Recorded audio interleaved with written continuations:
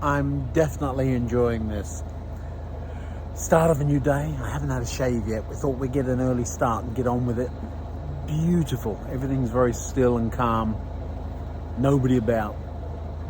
And I've had a first coffee and another one is on the way, I'm hearing.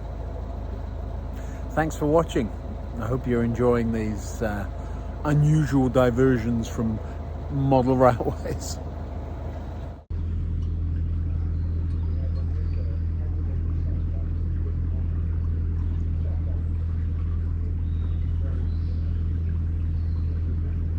Most days we were up bright and early, and I thought you'd just like to try and experience the pace. Just sit and watch the world go by and watch the sun come up with a nice cup of tea or a cup of coffee.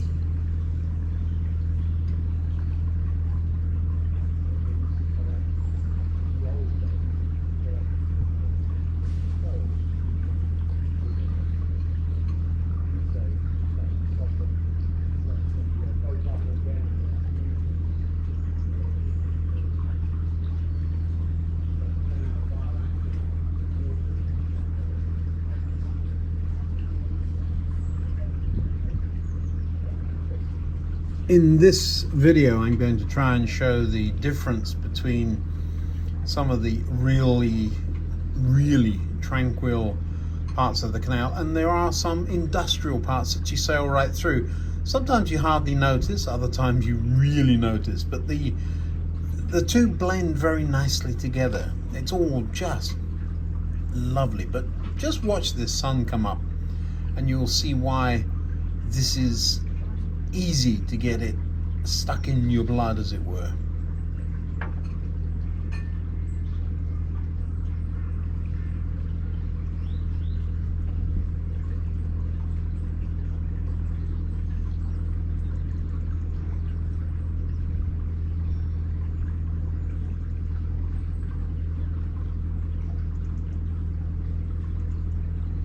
The canals we're on are part of the Four Counties ring. We sailed the bottom half of that.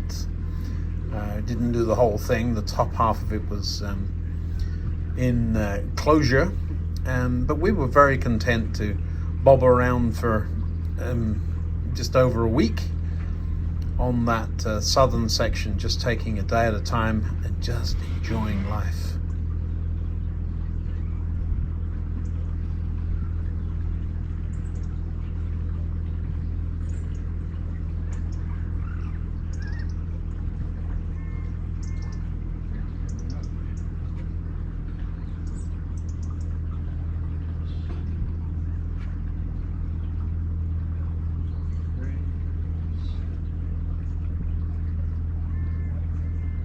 We'll be back with the model railways very soon, I'm quite sure. But this experience has really made me have a little think about the end of the layout. We'll get to that another day, of course. But I have a canal boat, and we need to model it somehow, don't we?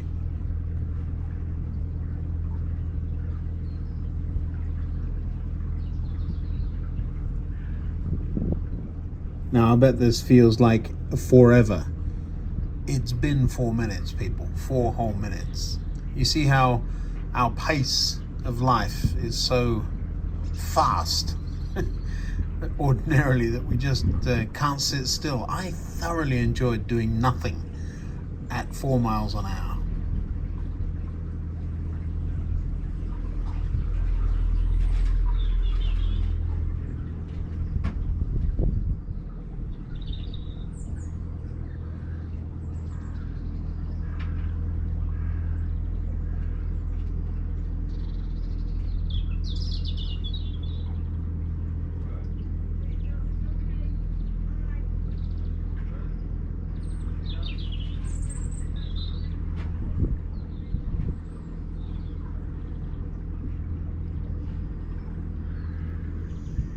We were on the canals for a little over a week, and it felt like much longer.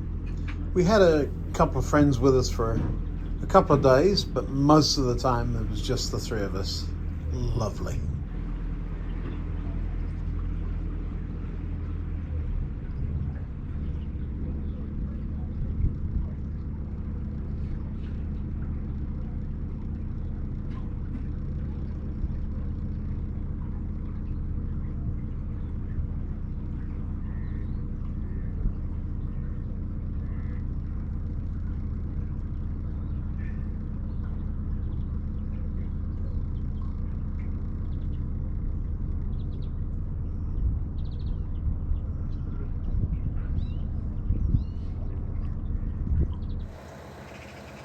Well, Swan, if you don't want to be run over, you need to move one way or the other.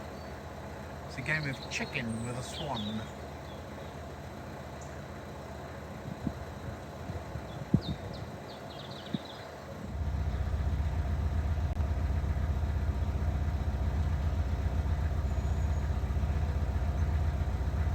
Left it to the last second, didn't you?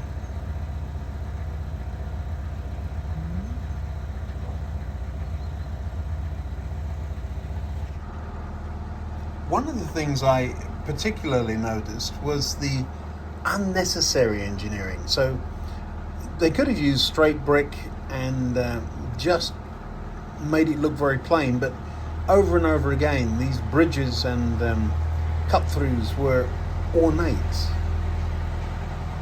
People are taking a pride in their work, and it's lasted well over 200 years.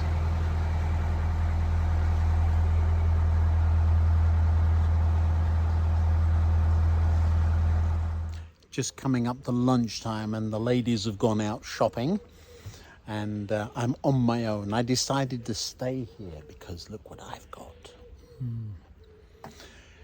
Idyllic. There's nobody around, and that's the view I have from where I'm sitting minding my own business. Rather lovely. It's always a little bit narrow coming through the bridges there, but most of the canal in this area is actually fairly wide. The Canal and River Trust this morning were fishing logs that they had cut down out of the canal, so you have to watch out for some obstacles, and several boats have passed us. There was one sitting right there this morning. It's gone. I think there's some canal path walkers coming along. They must wonder what I'm doing talking to myself, so I shall stop for a minute. But it's very enjoyable, and we're thoroughly having a wonderful time, thoroughly enjoying ourselves.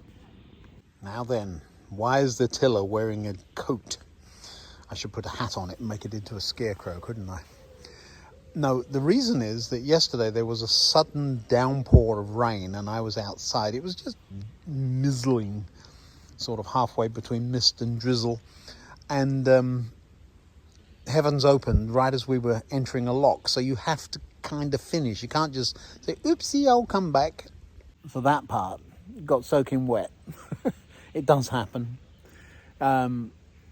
Schools, I think, are back, at least, yeah, if they're not there. We just heard there's a school not far from here. You can hear the children hollering and hooping. So I think it's either the schools are back or will be in a day or two. And so there's not very many people on the canals. It's sort of end of season, and there's not much water in many of the canals, and so a lot of people have said, no, we're going to go do something else. And so I'm rather glad we came when we did. Lovely. On the canal path side of the canal, there's usually this stuff. It's called Armco, and very, very easy to tie up to. You just throw a thing called a nappy pin through it. I've got one, I'll show you. This is a nappy pin, and you just tuck it in the side there. Let me just show you. It goes down like that. You turn it and then put your rope around the top.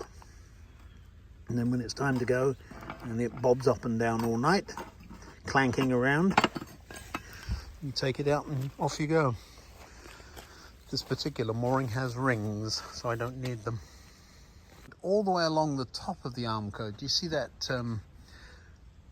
piece of crash barrier folded steel?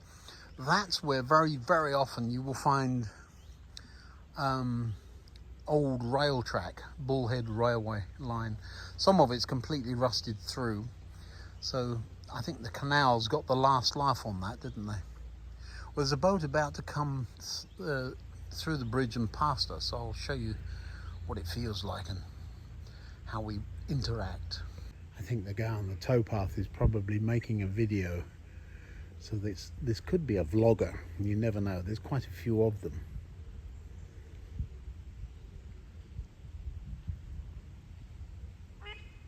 They are indeed vloggers. Apparently it's a channel called Floating Nomads. I hope I'm not sending you to something horrible if you go and have a look. They seem like nice people, but they started 3 months ago. So yeah, there's quite a number of full-time liveaboard vloggers. I mean, it's what better? I shall go and help them pull ropes. I'll be back in a minute. Look at you. You're about to get run over by a big boat though. See that? There goes another one. No, don't honk at me. Don't you be honking at me.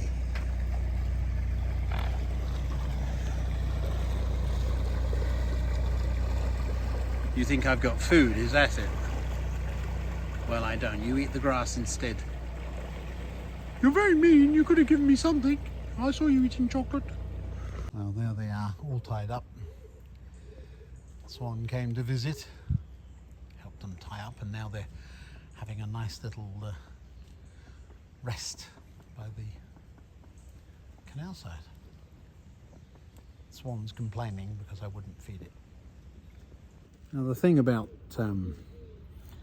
the canal and the canal lifestyle is that you don't have to be anywhere. You can decide where you want to be, when you want to be there, and all that good stuff. So we could plough on. We've seen a couple of other rental boats bombing past us, but today we shall probably go another hour or so and then find somewhere to turn around and chug the other way, and we can take the return path a little slower. So yeah, very slow and easy lifestyle, I will say. I like it. Not many trains around here. We went past West Coast Main Line earlier, but the railway lines that I've been wondering what they were, they're just railway lines. They go all over the place in Britain. Stoke-on-Trent to Stafford, that was the line we were going under. Still not figured out why it was 3 tracks at that point, but apparently a very busy line, and some really interesting stuff on it too. I think the Class 47 was it that we saw? Lovely. Here's another very similar bridge that we're going under. Look at those balustrade at the top there.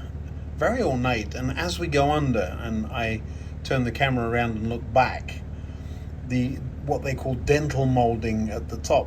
Who's ever going to see that except somebody driving a canal boat?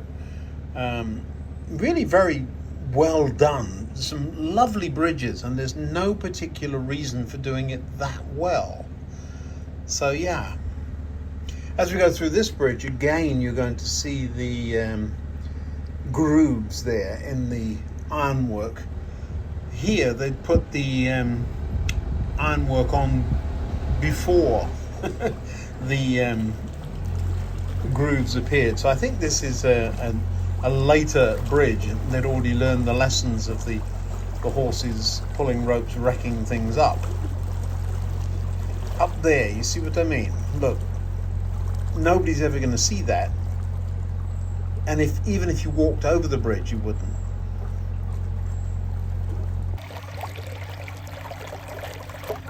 And that is where Ian loses his camera.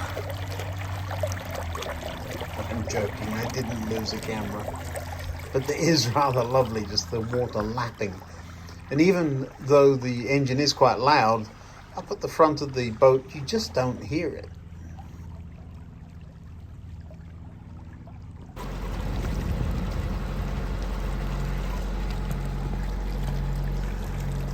Yes, I'm wearing a floppy hat. Yeah, I'm not driving. Somewhere in those trees there is a bridge, and under the bridge is a very narrow section of canal. And so Hilary and Robert have gone for a little walk, and when they get to the other end of the narrow section, they'll give me a call and let me know nothing's coming, because you really don't want to meet a boat halfway along that. So I'm just sitting bobbing around in the canal with the nose pointed inwards so I can stay where I need to be, and we'll see what happens. I don't know if you can hear it or not, but there's quite a stiff breeze. It's enough of a breeze to blow the boat away from the bank, which isn't helpful. It feels like you're sailing straight at a wall of trees. You can see the water, but barely. Now there are passing spaces every now and again. We're just heading for one right now. Sorry, I can't look at you. So this is a passing space just coming up. I'll let it appear over my shoulder, and you'll see just how I don't think we would fit in that as big a boat as we are, but they say 2 boats can pass here. Don't know about that. I wouldn't want to have to pass in that. And now it gets really narrow as we go under this bridge. The bottom line is I just have to steer for one side and get as close as I dare, and then know that the boat does fit, so I won't whomp anything.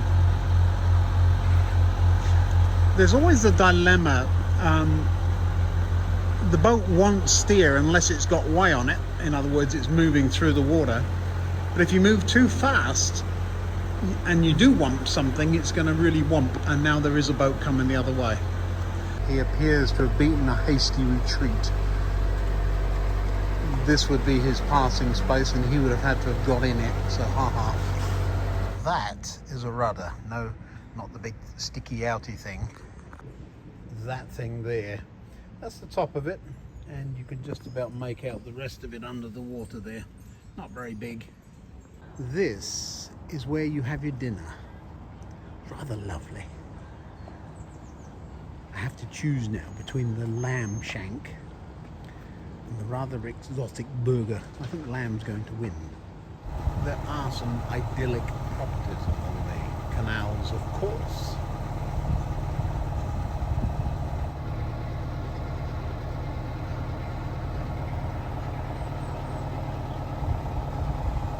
You seem like you're out in the middle of nowhere when you're just not. I will say, every time I turn around to show you something, I'm obviously not looking where I'm going. Although you know you're not going far, you can very quickly get off that straight track. Interesting that just a little bit of tiller, a little bit of rudder makes a huge difference. So right now I'm holding it this way, just offline, and I'm just going to keep my hand there. I'm not going to move. And you watch us just go around this bend, he says.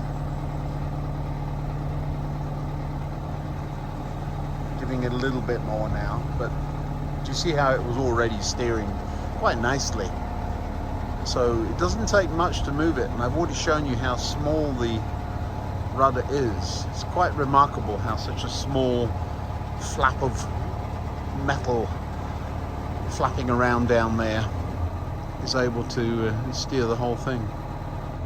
Well, this is the weirdness of the canals, is that you can be out absolutely in the middle of nowhere, or so it seems, and then right behind the hedge is the West Coast Main Line or something. So you can be in a daydream, minding your own business, and then whew, whew, whew, whew, as a 9-carriage train thrashes past. The canal simply follows the flattest line it can. Locks are expensive to build and slow you down, so going zigzaggy is often the cheaper way of going. Now, different canal builders apparently had different ideas, and so some went straight ahead, built tunnels and viaducts and all kinds of cleverness and went up and down over hills, because the barges really could go as fast as a horse could walk, and so making an additional mile to go around a hill didn't make sense to them. But others do what this canal does, is wends its way around every minor contour in the landscape. This canal then, very, very few locks. In fact, I don't think we've had a lock. We haven't had a lock, certainly not one today. I don't think we had one yesterday, other than the stop lock getting onto this canal. A stop lock is simply a very little difference lock that just meant you have to stop, and thus the name. And in the old days, they used to collect a tax or a toll for using their canal. These days, you just have to stop and let the boat up or down just a few inches. But the canals are actually watered at different heights. I'm learning all sorts of stuff about canals. Very interesting. I still like trains better, even though they took the canals out of business. This bit of canal is kind of interesting because there's a big sign that says no stopping, no mooring, even if you hear an alarm. Big pointy fences and no mooring. Certainly a big old fence.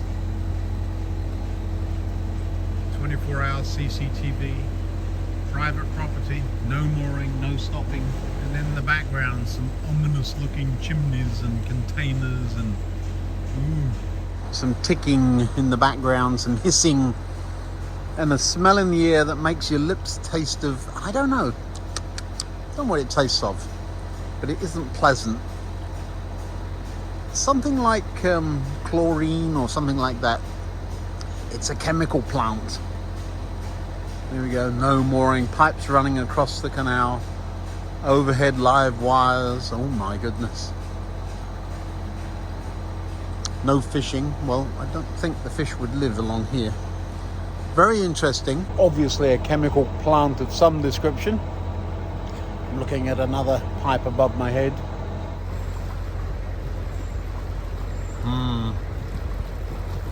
All jolly interesting.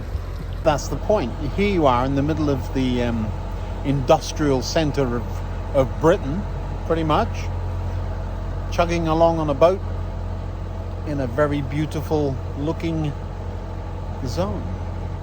One side of the trees is the chemical plant, and on the other side of the canal is a warehousing distribution place. You can just see it through the trees.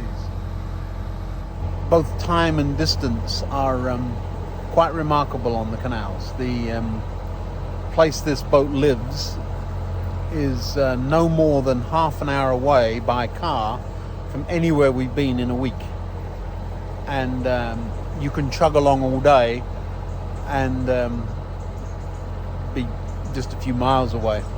We move at around 3 or 4 miles an hour. It's about just a little bit around walking pace, something like that. So if you can walk there in a day, this thing can get you. But clearly a bicycle or a car certainly would catch up with the boat in no time. And I'm aware my collar's sticking up and I just don't care. It's Robert about to open the lock gate. We're up and around before anybody else. We haven't yet seen another moving boat, which is lovely. And on a Saturday as glorious as this, it's only a matter of time. So lunchtime we expect everybody to have woken up and said, let's go out for the day. Well, we've already been out for the day. Now, I don't know if you can see how narrow that is, but that's where this boat, see how wide we are, see how narrow that is, we're going to fit into that gap. I'll try and do it without banging onto the sides too much. So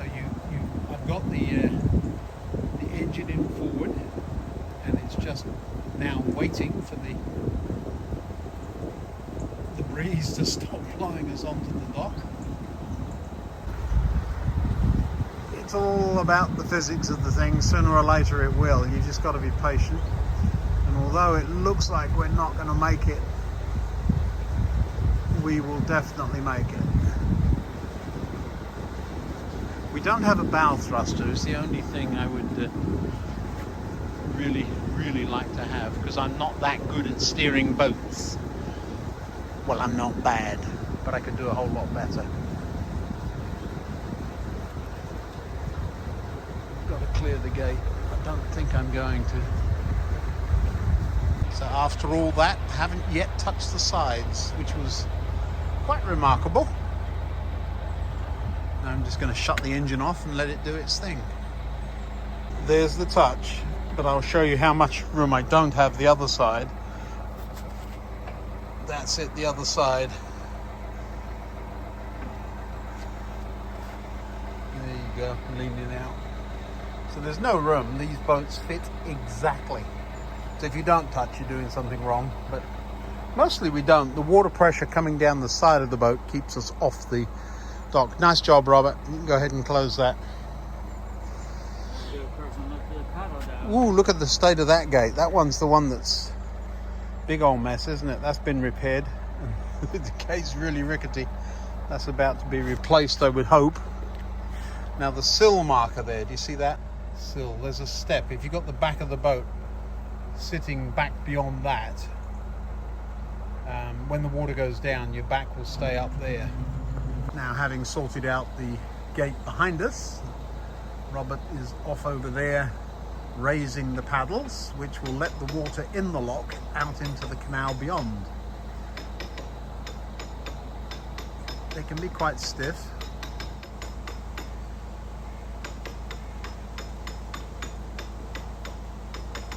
And as the water goes out, of course, it pulls us forward, so you move around a bit. Ideally, you have somebody holding onto this center line, but since I'm on the boat, I can maneuver the engine a little bit back and forth.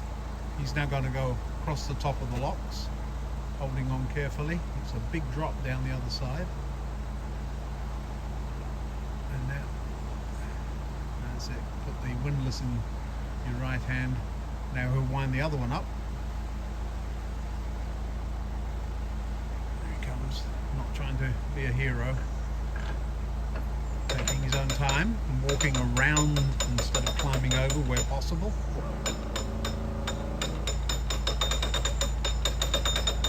Touching the gates at the front isn't a bad thing necessarily. You can get hung up on the gate at the front, so you don't really want to do that, and you've got to be back from it enough that the gate can open. We're plenty far back, and Robert will know. He'll be leaning on that gate any minute, and he'll know exactly when it's time to push it. Do you see us sinking? There's the sill I was talking about. So if you're back over there, I mean, it's fairly difficult to do, but there have been boats that do it. We've dropped, I don't know, 6 feet or so already, and still falling. I don't know how big this one is. I think it's 10 feet.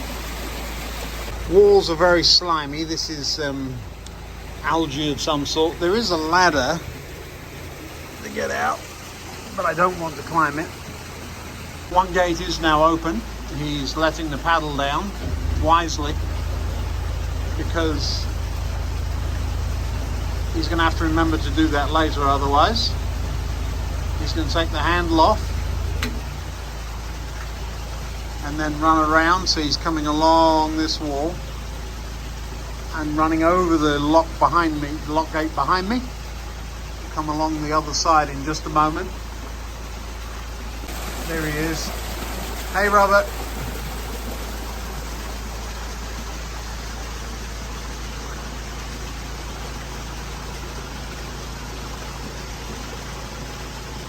He'll probably drop the paddle before he opens the gate. No? He's opening the gate, which is a good thing. I can now drive out. He drops the paddle. go very slowly, just on tick over at most. There are people that leap from there to there. We are not doing that.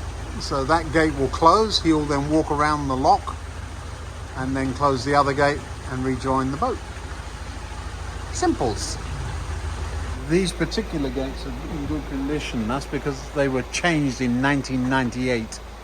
There's a plaque on them. It says just that.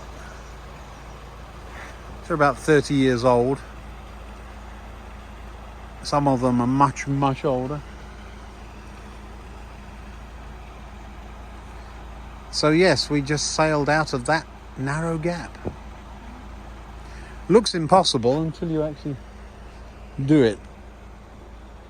And then it's not nearly as hard as you might think. There's another little rule you have.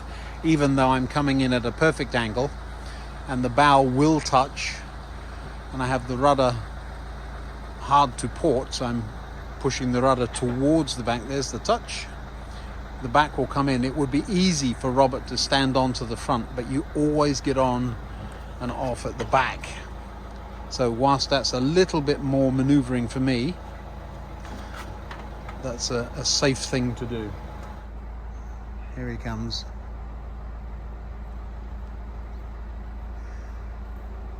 And if I've got the navigation right, I will be step on about right there. So perfect. Thank you. Now a little bit of forward propulsion, not very much, and that will bring the bow out since I have the tiller towards me. There's a bend ahead, and so that will be just about right. Lovely. There we go, and there's the bank, and way back there is the lock. Lovely job. Now I need to turn around and face this way, or we'll go into the bank the other side. There we are.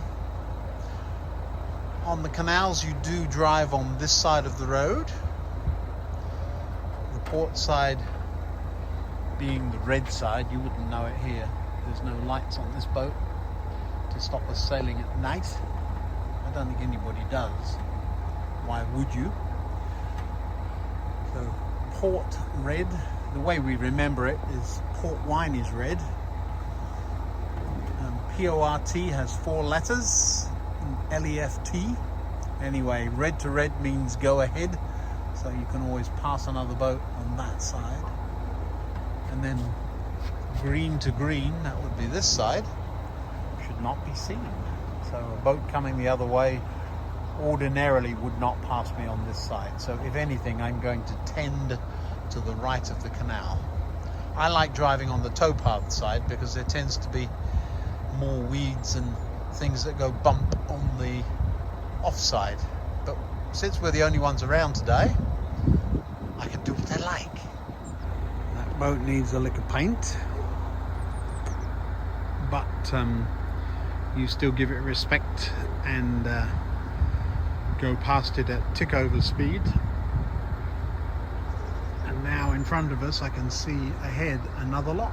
There are 4 in succession. We've done 2, just 2 more to do before we get a bit of a easy ride of it.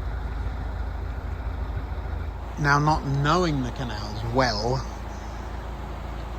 I wouldn't have known that this was here, and it's a spillway and it just keeps the canal at the right level, but it has a nasty tendency to drag me over to that side, so we're bobbing around going into this log.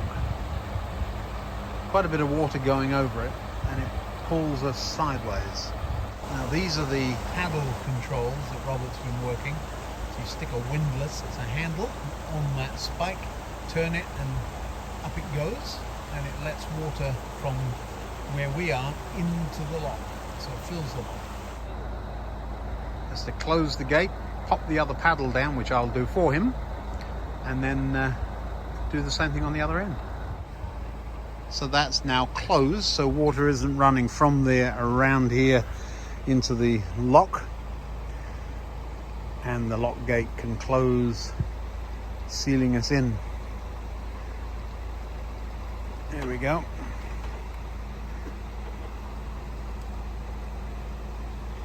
This was built in 2006, so this one's not 20 years old yet.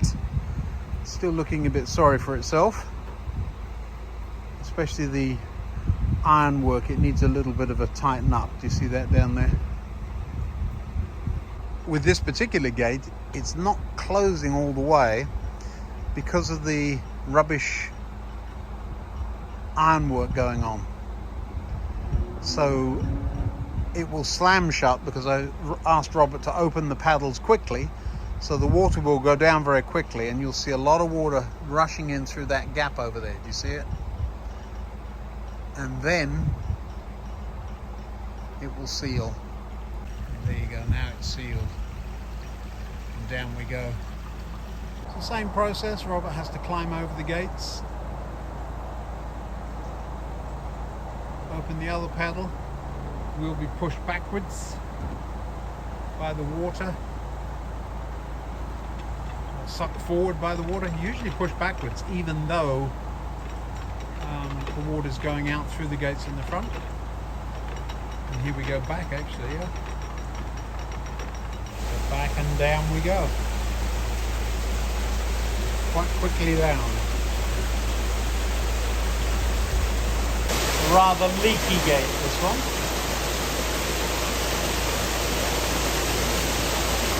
So that's the waste. It doesn't matter in this case because there's rather a big spillway, you remember? But we are going down, and all of that water is leaking through that gate.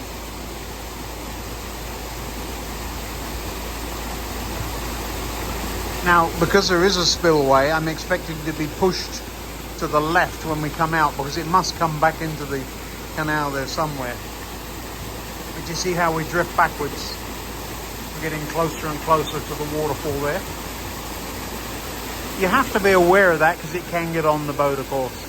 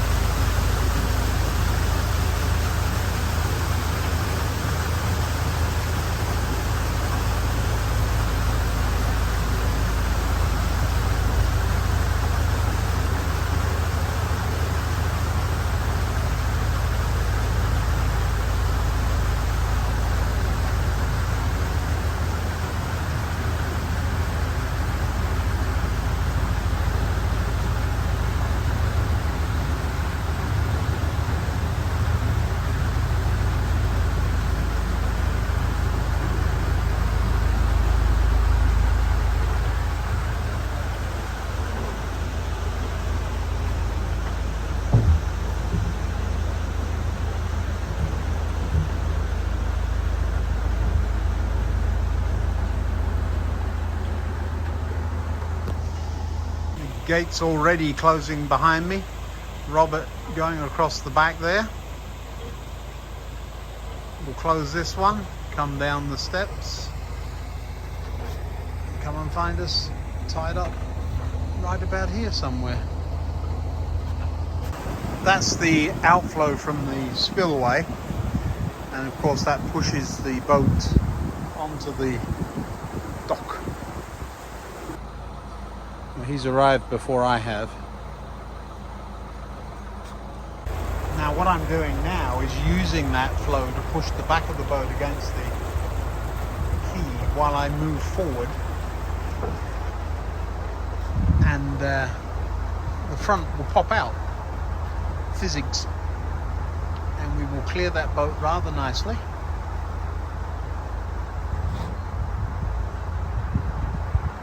be able to continue our merry way.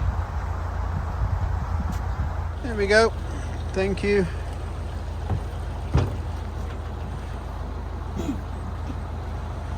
Another one coming up? Another one coming up in a few minutes, yeah. There's a bit of busyness. There's a boat behind us catching us up. I think he must be zooming along because we're not exactly hanging around. And we've got to the lock. I put Robert off over on the lock landing there. He's gone up and there's another boat coming towards us. So I've manoeuvred, so I'm sitting out in the middle of the canal. It's quite wide here, fortunately. And I've just got to watch I don't drift into their path. So I may have to make an adjustment in a minute. I'm going to do it now. I'm going to leave it and see what happens. They will come down this side of us, of course. Hopefully they know how to steer. I'm just going to back up a bit. The problem with backing up is it can walk at the front, and so I can end up with the front walking over to the left, which is exactly what I don't want.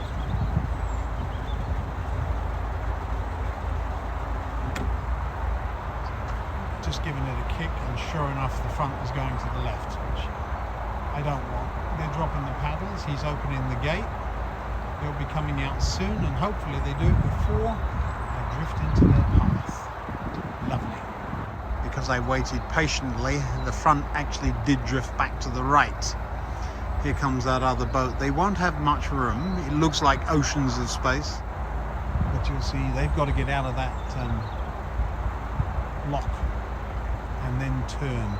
And they can't turn until they're all the way out. Especially because they're on the wrong side of the lock. Even though it's a couple of inches, they can't turn until the back end is out. If you've got those couple of inches, it just helps. There, he's got it. He's got it. He's out. And now we'll see what happens. I think we're going to be just perfect. They're on board, I can start moving. So I'm going to give it a little bit of forward, just so I've got some steering. And away we go. So we'll pass with many feet to spare, and I'll be perfectly lined up for the lock. This particular stretch of the canal looks gorgeous, but doesn't sound great. In this instance, right the other side of those trees is the M6 motorway. And they are completely unaware that we're here. They're driving past at 70 miles an hour on their way to work. Ha-ha! And here we are, chugging along in seclusion.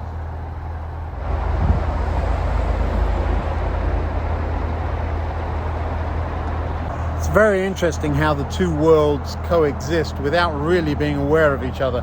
Of course, here on the canal you can hear that, but as you just saw, you can really barely see it. And certainly if you're on the motorway, you wouldn't be aware that this was here, unless you were very observant and looking where you weren't supposed to be. Truck drivers might see it, but certainly not cars.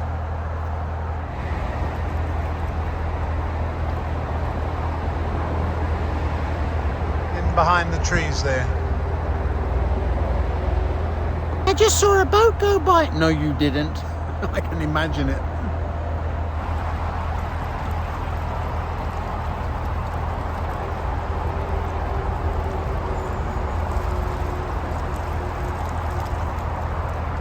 This next bridge is a railway bridge, but it's listed as a railway to colliery, or colliery track. It isn't used anymore. There's a big tree growing on the top of it.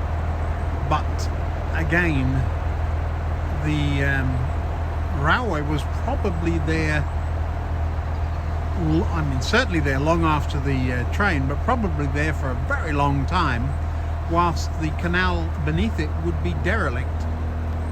So the collieries have long since closed down. There are no pits at all in this area. tree up there growing on what would have been the track bed. Sad in a way. Things move on, and look where the canals are now.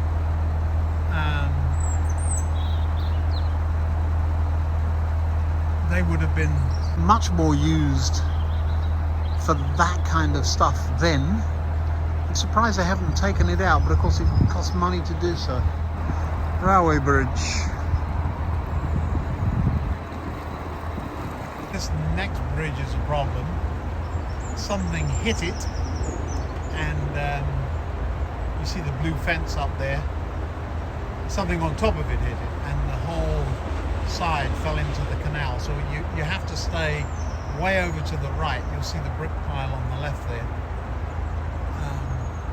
and slow right down. There's a sign saying obstruction. Well, duh, but not much you can do about it. You just have to go over it slowly.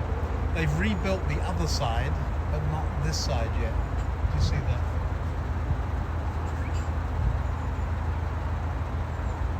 So I am trying to stay right over to the right, but there's just no room to do anything. It's not like I have 3 feet of space or something.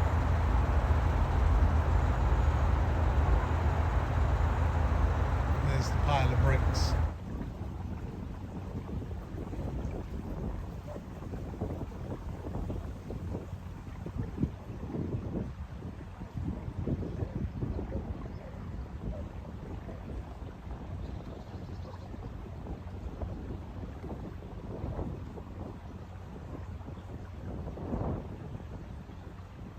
How do you know what's round the bend? Well, other than it being me, there are guides and maps and so on. You have to have a look at them and make sure you know what's coming up.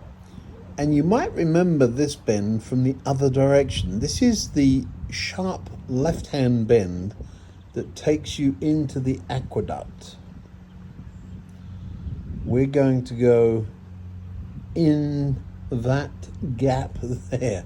A number of times I've emphasized how narrow the canals are.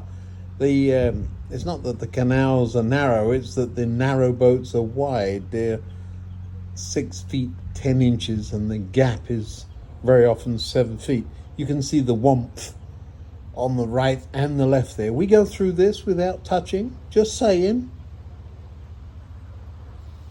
And then the river is underneath us. It's always a bit weird when you're floating over something on an aqueduct and there's a bridge that you're on and underneath is a river. It can be a road or a railway line just as easily, but more often is a river.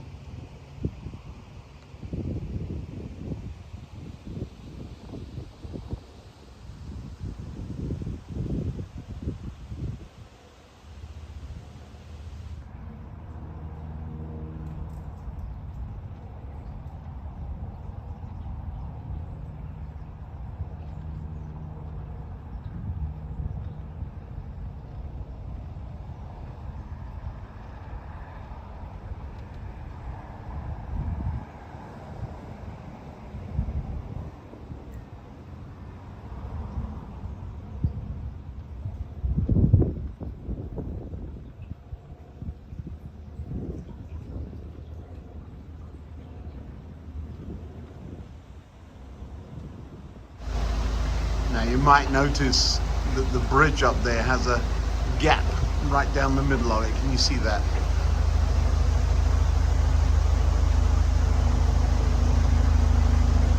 Right where Robert's feet are now. The reason for the gap down the middle is so that the rope attached to the horse would just slide on through that. So you don't have to keep attaching the horse. But I've got a Robert, so I don't need a horse. That is nasty stuff. It looks like dock leaves, but it is not. If you touch that stuff, it's going to burn you. Worse than stinging nettles, so you want to stay away from that. Dock leaves always grow, or always seem to grow, in with the stinging nettles. That stuff, I have no idea what it is, but it's nasty. middle of nowhere, and yet not.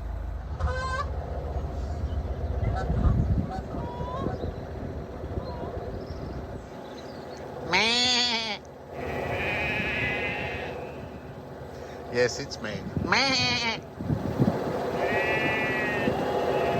Well, I can be stupid once in a while, can't I?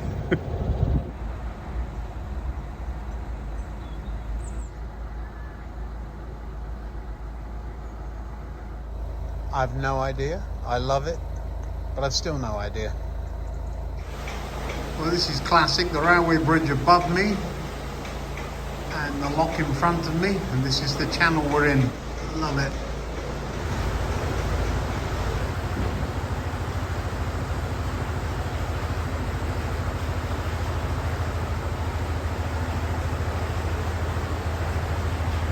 Hey there. I think some of the industrial bits of the canal system are my favourites. Although it's very beautiful out in the middle of nowhere, these authentic industrial leftovers are just gorgeous. Well, as we bring this video to an end, I really do hope you've enjoyed the departure from just model trains. We're going to get back to the model trains really soon, and I think there's going to be some model canal boats in the future of the model railway. I like to see the real thing rather than just model something without looking at the prototype, as it were. So you could look at these past couple of videos that way. For those of you who are disappointed I'm not being a model railway channel. The other thing we did is avoided using rental cars. We used just public transport to get to the narrowboat in the first place. So there's a couple of videos that I'd like to show you on our experience. We were going to go up from London, wound up at the last minute going from Edinburgh down to Stoke-on-Trent just because of availability on the aircraft. But both Stoke-on-Trent crew, which is where we change trains, and Edinburgh Waverley are both fascinating stations, and there is a video coming on those. I am home and we are going to be modelling. I'm down in the basement as I speak, and we'll see what comes in the next couple of days. Thanks for watching, and you can click on that like and subscribe if you like it, and I may do some more of these things in the future. And if you really like it and want to see it early, you can become a channel member, either a signalman or a station master. Thanks for watching. See you again next time. Bye now.